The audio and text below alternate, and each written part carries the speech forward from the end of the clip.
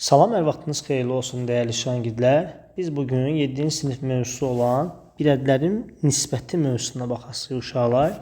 Uşaqlar, burada bir ədədlərin nisbətində bizim üçün bilməmiz vacib olan məsələlərdən birisi budur ki, uşaqlar, burada birinci növbədə biz belə bir ifadəyə baxmalıyıq. Deməli ki, uşaqlar, baxın, hər hansı əsasları eyni olan qüvvətləri böldüyümüz zaman əsaslar olduğu kimi qalıb, qüvvətlər nə olmalıdır? Çıxılmalıdır. Məsələn, mən sənə desəm ki, 5 üstü 13 bölünsün 5 üstü 7 yazmışamsa, sən deyirsən ki, bunun cavabı 5 üstü 6-dır. Yəni, qüvvətlər çıxılacaq. Uşaqlar, mən bunu nisbət şəklində də bu. Mən bunu kəsr xəttində də yaza bilərəm. A üstü N, A üstü M. Burada da yenə də eyni qaydadan istifadə edəcəm. Yəni, nə deməkdir bu? Məsələn, mən sənə desəm ki, 2'də 1 üstü məsələn 26 bölünsün 2'də 1 üstü məsələn 13 yazmışam və ya da nə bilim 10 yazmışam. Sən deyirsən ki, bunun cavabı 2'də 1 üstü 26'dan 10'u çıxacaq. Nə olacaq uşaqlar cavabımız? Olacaq məsələn 16. Yəni bu şəkildə baxmamız lazım uşaqlar. İndi gəlin biz bunun misallarına baxalım. Deyir ki, A variantı deyir ki, bizə doğruluğunu göstərin deyir uşaqlar. Məsələn, A variantında təbii ki, bölmə varsa mən burada bölməli idim. Böləndə nə olmalı? Çıxmalıydı. Onda burada cavabımız nə olmalıydı uşaqlar? 1 olmalıydı. Amma burada götürüb nə yazıblar? 15 yazılıblar, toplayıblar. Olmaz. Sonra burada baxın 16'dan 2 çıxanda 14 eləməliydi. Amma burada da x olmalıydı həmçinin. Çünki əsaslar eyni olmalıdır. Sonra burada baxın 30'dan 5 çıxmalıydı. 25, 25'in isə 1 gəldi. Burada 26 olmalıydı. Baxın ümumiyyətlə bu yazılış səhvdir. Belə bir yazılış ola bilməz. Çünki burada çıxma falan olmaz uşaqlar. Sonra 3 ilə 3'ü toplayacağım. Vurmada topluyordum 6. 6'dan 2 çıxacağım. 4, 4 isə 5 gəldi. Burada neçə eləməliydi uşaqlar? 9 etməliydi. Sonra baxın burada vurduğumuz zaman burada toplamalıydı. Bu elədi 46 olmalıydı. 11'dən də 5 çıxanda nə olmalıdır uşaqlar? Burada 6 olmalıydı. Burada da çıxma falan olmaz. Yəni qüvvətdə belə çıxma olmaz uşaqlar. Yəni bu şəkildə baxmalıyıq. İndi gəldi uşaqlar misal nömrə 2-yə. Əgər bizə belə dəyişənlər verilsə uşaqlar, baxın, biz bunu birinci növbədə gəlin belə yazın. Baxın siz. Ədədləri ayrı yazın. Məsələn 2'nin A variantında. Yazırıq ki 5x üstü 4 bölünsün 25 vurulsun x'a. Baxın 25'te 5 yazıram. Buradan da x üstü 4 bölünsün. X üstü 1'dir də bu. 25'den 5'i x'a eləyəndə burada alındı cavabımız 5'te 1. X üstü 4'ü x üstü 1'e böləndə nə oldu uşaqlar? X üstü 3 şəklində yazmaq olar. Həmçinin B variantında da baxın uşaqlar. Mən bunları ya da misal köçürmürəm, ayrı-ayrı yazıram. Uşaqlar baxın, bura A oldu, burada B üstü 5 oldu, burada da B üstü 3 oldu. 8'i 2'ye böldüğümüz zaman bura 4. Uşaqlar baxın, 2 eyni ədədi bir-birinə bölürəmsə, bunun cavabı ixtisar gedib nə olacaq? 1 olacaq uşaqlar. B üstü 5'i B üstü 3'e böləndə B üstü bu oldu. Buradan B üstü 2. Yəni cavabımız 4B'nin kvadratı kimi oxuya bilərik uşaqlar. Baxın burada da 24'dən 18 çıxıram. Elədi x üstü neçə elədi uşaqlar? 6 şəklində olacaq. Burada da uşaqlar baxın qüvvətləri çıxıram. M üstü 8 şəklində olacaq. Burada da 17'dən 13 çıxanda mənfi 2 üstü 4 olacaq uşaqlar. Sonra baxın uşaqlar bu ədədlə bu ədəd bir-birinə bərabərdir. Yəni eyni ədədlərdir. Onda da nə olacaq? Burada 3/5 üstü neçə olacaq? 5 şəklində olacaq uşaqlar. Sonra gəldik biz nəyə? Gəldik deyir ki 3-cü sualda bizə deyir ki uşaqlar. Deyir ki A üstü K 3-cü suala baxırıq. Bölünsün A üstü M vurulsun A üstü 1. Burada uşaqlar A'nın yerinə 3 yaz deyir. Yazıram 3 üstü K'nın yerinə 2 yaz deyir. Bölünsün 3 üstü M'in yerinə 4 yaz deyir. Buradan da olsun. Yenə də 3 üstü 1. Uşaqlar baxın burada mən 3 üstü 2 çıxılsın 4 üstə gəlsin 1 yazmalıyım. Elə deyil mi uşaqlar? Bu bölmədirsə çıxıram. Vurmadırsa toplamamız lazım. Uşaqlar burada 2'dən 4 çıxanda mənfi 2. Mənfi 2 üstü 1 gələn 3 üstü neçə olacağımız mənfi 1 şəklində olacaq. Baxın uşaqlar burada da eyni qaydadır 4'də də. 4'ün daha hamısını yazmayacağım. Eyni qayda var. M'in yerinə 3 yazdı. 3 üstü ne oldu? 8 bölünsün 3 üstü 2 bölünsün 3 üstü 3 şeklinde olacak. Burada da 3 üstü 8 çıxılsın 2 bölünsün 3 3 üstü 6, 6'dan 3 çıxanda 3, 3 üstü 3. O da neçədir cavabımız? 27 şəklində olacaq. Daha artıq siz o birlərini bu şəkildə qeyd edə bilərsiniz uşaqlar. Baxın uşaqlar, bu 5-ci sualda da baxın eyni qaydadır uşaqlar. Burada yəqin ki çap səhvi olubdur. Burada 3,2, yəqin ki burada 3,2 olacaqdır. Hökmən əsaslar eyni olmalı. Məsələn 3,2 üstü məsələn 20 olmalıdır burada. Burada da baxın 7-dən 5 çıxanda 2, 2-dən 2 çıxanda 0. Yəni 5 üstü 0. O da neçə deməkdir uşaqlar? 1 deməkdir. Baxın, yenə də bunun qüvvətində 1 var. Onda mənfi 0,16 üstü 3 şəklini alacaq uşaqlar. Məsələn, baxın, belə misal verirsə uşaqlar, bu çaşdırmayın. Yenə də baxın, əsaslar eynidir. Onu da mən əsası olduğu kimi saxlayıb 15-dən 7 çıxıb 8 yazaram. Burada da 19-dan 10 çıxacam. X minus 2 qırıq üstü 9 şəklini alacaq. Və digərlərini də bu şəkildə yaza bilərik uşaqlar. Sonra gəldik biz nəyə? Gəldik məsələn, burada da sadələşdirin deyir uşaqlar. Baxın uşaqlar, burada belə eləyəcəm də uşaqlar. Məsələn, bununla bu, bax bunlar. Mənfi 15-i böləcəm 5-ə. Neçə eləyir uşaqlar?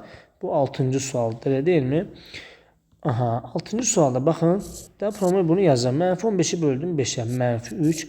X üstü 4'ü x üstü 2'ye böləndə x üstü 2 olacaq cavabımız. Gəldim, bax burada da eyni qaydadır. Bax uşaqlar, B variantında da 24'ü bölürəm 8'ə 3 eləyəcək. Təbii ki, hər ikisi mənfi olduğuna görə A üstü 9'u da A üstü 7'ye böləndə cavabımız elədir A üstü 2. Gəlirəm burada uşaqlar, baxın. C variantında da 16'ı 8'e böləndə bura 2 eləyəcək. A üstü 12 ilə A üstü 10'u bir-birinə böləndə A üstü 2. B üstü 7'ni B üstü 5'e böləndə də B üstü 2 şəklində olmalıdır uşaqlar. Baxın, burada da 28'i 4'e böləndə mənfi 7, M üstü 9'dan M üstü 2'ni böləndə M üstü 7, N'i də N'e böləndə burada ixtisar gedəcək. Burada da 1 qalır. Heç 1'i yazmağa da ehtiyac yoxdur uşaqlar. 200 üstü 0 təbii ki burada cavab 1 eləyəcək. Həmçinin burada da cavab 1 eləyəcək uşaqlar. Gəldik bura uşaqlar. Baxın. Təbii ki burada indi 62 14'e bölünməyəcək. Amma ixtisar eləyə bilərəm. Hər ikisini 2'ye görə ixtisar eləsəm bura 7 olacaq. Bura 31 olacaq.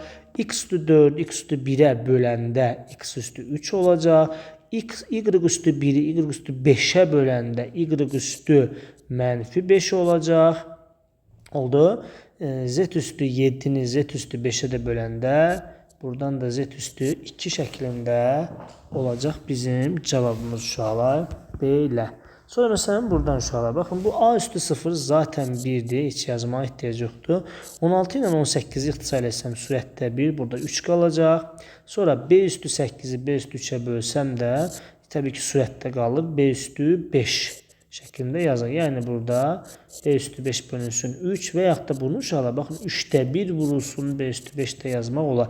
Yəni bu iki yazılış bir-birinə bərabərdir. Sonra gəldik uşaqlar baxın burada da görürük ki əsaslar eynidir deyil mi uşaqlar? Sadəcə 9'dan 7'ni çıxırıq 2. Yəni bu əsasda 2 tam altda 5 üstü 2 yazacaq uşaqlar. Bu şəkildə olmalıdır. Baxın burada da əsaslar eynidir. 18'dən 11'i çıxıram, yazıram. Baxın burada eyni qaydalardır. Amma indi gəldik biz nəyə? Məsələn baxın D variantına baxın uşaqlar. D variantında biz bu qüvvət anlayışlarını bilməmiz lazımdır ki, bizə hesablayın. Daha durub 3'ü 9 dəfə özünə vurmayasıq da uşaqlar. Yəni etsək vaxtımız çox gedər. Mən bunu hamısını qüvvətini 3'ə gətirəcəm. Necə? Baxın aşağı 3 üstü 9 deyil mi bu? Mən bu 27'ni 3 üstünə yaza bilərəm. 3. 3 dəfə özünə vuranda 27 deyil. Bu da 3 üstü 5 deyil mi? Bəs bu 81'i 3'ü 4 dəfə özünə vursam olar. Sonra 3 üstü 9'dan 3 üstü 3'ü bir-birinə vuranda 3 üstü 12 eləyəcək. 3 üstü 5 ilə 3 üstü 4'ü bir-birinə vuranda 3 üstü 9 eləyəcək. Sonra da 3 üstü 12 ilə 3 üstü 9'a böləndə 3 üstü neçə eləyəcək? 3. Bu da neçə elədi cavabımız? 27. Daha durub 3'ü 9 dəfə özünə vurub falan bu şəkildə böyük ədədə almağa ehtiyac yoxdur. Məsələn, Y variantında da baxın uşaqlar. Y variantında da mən bu 16'nı 2 üstü 4 yaza bilərəm. Burada da 2 üstü 19 verilib bizə. Burada da 2 üstü 22. 4 ilə 19 bu vurma olduğuna görə bunları toplayıram. 2 üstü 23. 2 üstü 22. Bunlar da çıxanda 23-dən 22 çıxıram, 2 üstü 1 şəklini alacaq. Gördünüz sonra bu qədər belə çətin, belə qəliz görsənən misalın cavabı nə oldu? Cavab elədi 2 elədi uşaqlar. Yəni bu şəkildə baxmaq olar. Məsələn, F variantında da baxın uşaqlar, belə misallar verəndə həmən ağlınıza gəlsin ki, deməli bu 49 7 üstü nəsədir? Baxın uşaqlar, 10, 7 üstü 2'dir. Burada da 7 üstü 7 vurursun, mən bu 49'u 7'nin kvadratı yaza bilərəm. Buradan 7 üstü buradan 12, bu da 7 üstü 9 oldu uşaqlar. Elə deyil mi? Bunları bir-birinə vururam da, vurmadsa toplamalıyam. Sonra buradan 7 üstü 12'nin 7 üstü 9'a böləndə elədi 7 üstü 3 şəklini alacaq uşaqlar. Yəni bu şəkildə baxa bilərik. Geldik bura. Bakın uşaqlar, burada da bakın 125 ve 625 5 üstü neçəsidir? Çünkü burada 5'lər verilir baxı bizə. Yəni o cür yanaşmamız lazımdır. Geldik, bakın uşaqlar. 5 üstü 17 buradadır. Ben bu 125'i 5'in kubu yazacağım. Buradan 5 üstü 7 vurulsun. 625'i de 5 üstü 4 yaza bilərəm inşallah. Sonra bunları bir-birinə vuranda elədi 5 üstü 20. Bunları da bir-birinə vuranda 5 üstü 11 oldu. Bunları da böləndə 5 üstü 9 şəklini alacaq. Daha bir də 5'i 9 dəfə özünə vurmağa ehtiyac yoxdur uşaqlar. Belə. Uşaqlar sonra gəldik. Bakın bu suala. Burada uşaqlar nə etməliyik? Məsələn, görürsən burada əsaslar eynidir, hə uşaqlar? Əsaslar eynisə mən bunu buna bölə bilərəm. Onda olur burada 0,4'də 21 üstü 1 olacaq uşaqlar.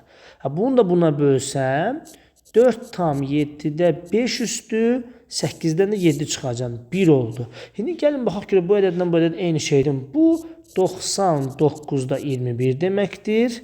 Ben bunu ixtisar eləsəm 3'e görə neçə olar burada? 3'e görə ixtisar eləsəm nə olar burada?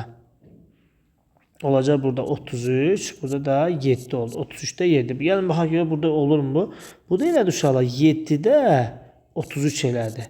Bu uşaqlar baxın, bu 33'də 7'dir. Hərəsi 1'də üstünə 1'dir. Elə özü deməkdir uşaqlar. Baxın.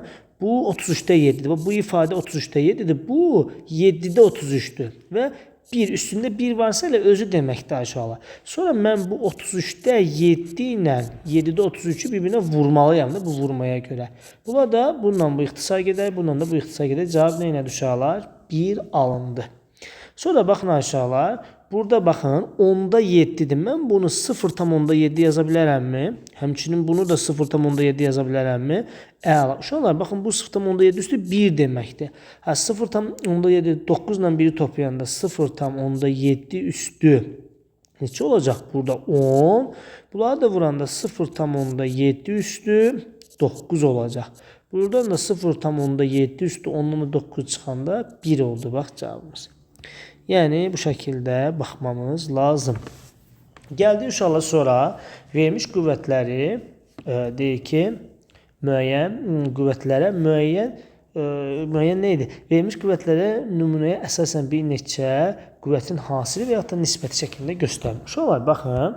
Məsələn x üstü 10'u mən nə yaza bilərəm? Baxın yazaram ki x üstü 5 vurulsun məsələn x üstü 2 bir də vurulsun x üstü 3. Həqiqətən baxın bunlar bir-birinə vuranda x üstü 10 alınırmı? Alınır. Bax qüvvət şəklində göstərdim.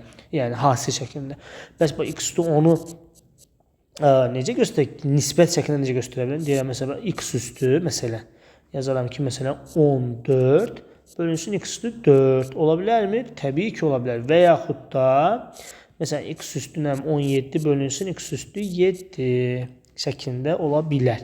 Sonra məsələn y üstü 6'nı necə yaza bilərik? Deyə bilərəm ki, y üstü məsələn 2 vurulsun y üstü 4. Toplayanda 6 elədim, bəli. Məsələn, y üstü 6'nı da məsələn yaza bilərəm ki, y üstü 15 bölünsün y üstü 9 yazmışam.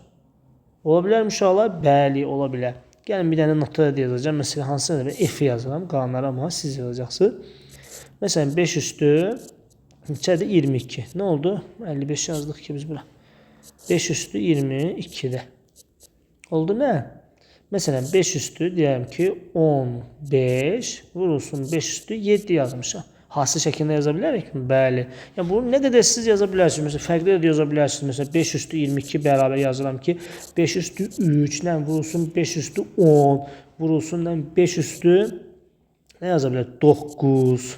Baxın, olur mu? Olur. Məsələn, 10-dan 19, 19-a 3 gəldim, 22 oldu. Məsələn, nisbət şəklində, məsələn, 5 üstü 22-ni necə yaza bilərəm? Məsələn, belə də yaza bilərəm. Kəsrdə yazmayıb, belə də yazmalıyam. Məsələn, deyirəm ki, 5 üstü 30 bölünsün 5 üstü 5 bölünsün 5 üstü 3. Baxın, 30-dan 5 çıxdı, 25, 25-dən 3 çıxanda 5 üstü 22 oldu mu? Oldu. Yəni, bu şəkildə baxa bilərik uşaqlar. Sonra gəldik burada. Deyir ki, C-nin elə bir qiymət tapın ki, ödəsin. Acaba C üstü ki, bu vurmadır. 8 olması üçün nə olmalıdır? C üstü 6. Yəni 2 ilə nəyi toplasam 8 eləyər. Şuralar, baxın, burada C 1-dir də bu. 1 ilə 7-ni toplayanda neçə elədir? 8. Elə deyil mi? Bu ümumilikdə 8. Yəni 8-in üstə neçə gəlsəm 18 olar. C üstü neçə olsa 10 olsa. Hə, deməli burada 10 olmalıdır. Sonra baxın, 1 ilə 4-ü topladım. Burada 5 oldu. 5-in üstə neçə gəlsəm 9 eləyər. Hə, C üstü 4 olmalıdır. Aha, 4-ün üstə 5 gəlsin. Sonra gəldik. Bu C-ləri bir-birinə vuranda. Burada C üstü 3 oldu uşaqlar. 3-ün üstə neçə gəlsəm bu 10 eləyər. C üstü 7 olacaq. Burada 14-dür. 14-ün üstə neçə gəlsəm 21 olur uşaqlar. Məsələn 7 gəlsəm. C üstü 7. 15-in üstə 3 gəldim. Neçə elədi? 18. 18-in üstə neçə gəlsəm 43 eləyər. Hə uşaqlar, məsələn 43-dən çıxaram 18-i. Məsələn 5, 25. Deməli burada neçə elədi? 25 olmalıdır uşaqlar. Uşaqlar, bugünlük bu qədər. Mən mövzunun tən yarısını izah elədim sizə. Digər yarısını növbəti izahda edəcəm bunu. Ümid edirəm ki, video sizin üçün faydalı oldu. Videonu bəyənib kanala abunə olmağı unutmayın uşaqlar. Sağ olun, növbəti videolarda görüşmək üzrə.